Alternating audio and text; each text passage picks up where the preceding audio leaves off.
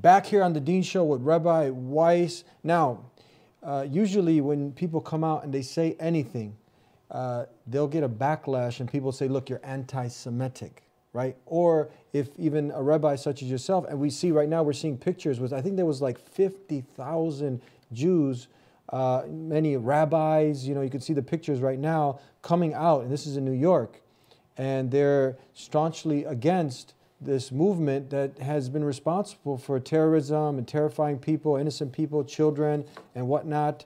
So what do you say? What do you have to say when someone, you know, uses these things, right, these nasty words? Yeah, I'm happy that you brought this up because unfortunately the world thinks that the more Jewish you are, the more religious you are, the more Zionist you are. In fact, it is just the opposite. And anybody, if they will take the effort, they will see that invariably, whether it is in Jerusalem, in Al-Quds, in wherever there is a very religious community, in Stamford Hills in London, which is the most religious Jewish community, or in New York, if you just across from Manhattan, it's called Williamsburg, Brooklyn.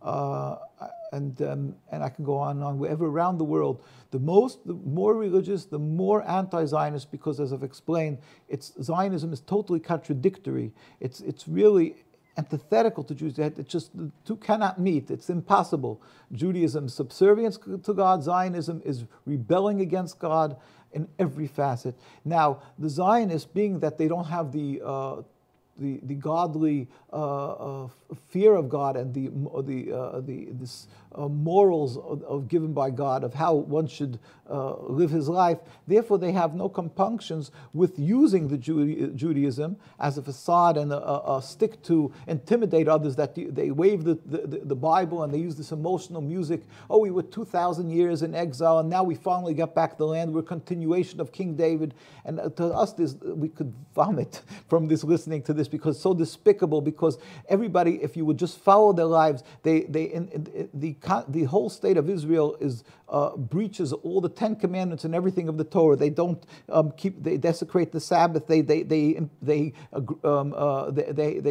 have non-kosher foods. That they have pigs and everything. They dig up graves for archaeological purposes. And I go on and on. They do forced autopsy. But not only that, they brutally beat the Jews who are religious Jews. They detest religious Jews. I just may say a statement. Well, Theodor Herzl, in traditional Torah opposition to Zionism, Theodor Herzl wrote that the solution, and I have this in this. We have some of their statements. He said, I'll quote him in his own diary.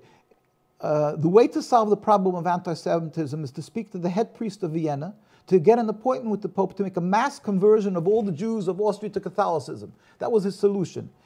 It should be done on a Sunday in the middle of the day with music and pride publicly. We are the last generation that held on to the faith of our forefathers. Jews gave their lives for their religion throughout the history. And he says, oh, we'll just drop it with music and pride. And he himself carried out he had one son, and he announced publicly that he's not circumcising his son, the thing that Jews gave their lives for. There was one, Zev Jabotinsky, also one of the fathers of the Irgun, Lechi. There was a prime minister called Begin. He was his mentor. Everybody knows him who follows Zionism. And he wrote in an article in 1919 in Palestine. What book is this now? This is, again, a traditional Torah opposition to Zionism. It's historic documents on nkusa.org. You can find NKUSA. That's your website. That's our website. You can find. And he wrote openly in a newspaper called the Chadash's Haaretz, that means the news of the land.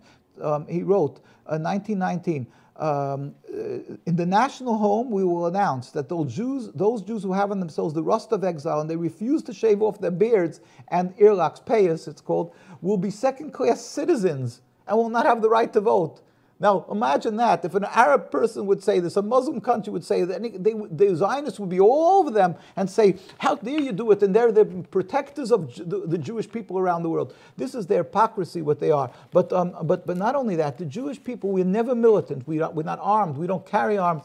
And yet when we have simply to voice our opposition to the Zionist occupation of Palestine and what they're doing, we have demonstrations. Now, who are these people? These are rabbis? Some of them are rabbis, some of them are laymen, just now, Jews. These are Zionists, these are the police. Muslims beating them? These are the Zionists, they're police, they're soldiers. So Zionists are beating them? They're brutally beating them. We have reams and reams of pictures. They can go to our site, NKUSA, and there's links. You can see, we have, as you've mentioned, we have demonstrations that never get covered because of their intimidation around the world, that you're anti-Semitic if you oppose them. So newspapers fear the fear of to dare speak up against Zionism, or to show any sympathy for the Palestinian cause.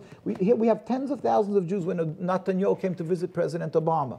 We have, as you said, in New York, we have every year we have many times demonstrations. And they're saying tens of thousands of Jews saying that we are against the existence, the mere existence of this rebellion against God called the Zionist state of Israel. We don't accept it. It's unacceptable to God. Not we don't accept it. It's unacceptable because we are Jews. Because we are Jews, we oppose the existence of the state of Israel. We sympathize, we cry with the people of Palestine in their suffering. And what happens in Palestine? This is what happens in Palestine. We get brutally beaten. These are Israeli soldiers. This is what they do day in and day out. We get arrested, we get brutally beaten, our leaders were assassinated.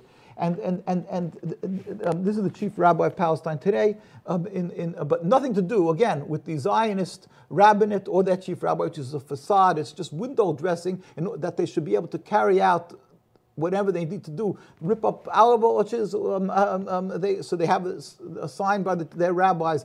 Their rabbis may be knowledgeable, but that doesn't mean it's neither here nor there. It's nothing, because they are not upholding the Torah. They are not only not rabbis, but they are not practitioners of Judaism. They've excluded themselves from Judaism, and we have so many. Again, people could see pictures of the tens and tens of thousands of people demonstrating. These pictures are not big enough, but the pictures will go to the site. Whether it is in Washington, whether it is in New York, whether it is in Palestine, mostly, or in London, around the world we demonstrate. We also go, as Jews who are true to Judaism, we went to Gaza. We go to Muslim countries now because it's a requirement, as the chief rabbi of Palestine, Rabbi Teitelbaum, said, we are required to let the world know that these Zionists and their state does not speak for the Jewish people, and they are not in any way have the right to use Judaism to oppress, to steal the land from the Palestinian people. These people who are good to us, and we babysat each other's children, we live together, they have no right to steal from them. The Torah doesn't permit you to steal. And here we went to Gaza, we brought, just recently we sent an ambulance. We couldn't go recently because of what's happening. We usually go through Egypt, but unfortunately what's happening. But we sent from Norway, together with the people from Norway, we brought an ambulance. We went twice there after the attacks on Gaza a few years ago. And here we're non-political, so we're good with all the factions, with President Abbas and with the Prime Minister. This is meeting with Prime Minister Ismail Haniyeh in Gaza, and we meet with, and we went to the Iran and to Sheikh Qaradawi and all the people and the kings and the leaders, thank God, to tell them that the people should understand that the religion isn't the issue. The Zionist wants to confuse, to make it that there's a religious conflict. Nothing to do with religion.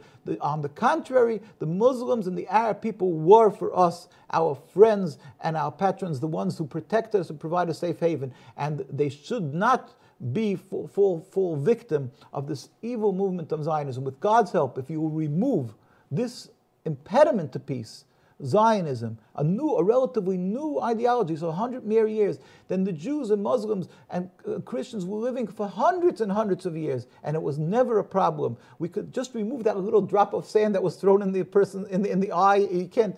That Zionism, remove that impediment to peace. And don't be confused that you have to remove this religion, these people, followers of practices of religion.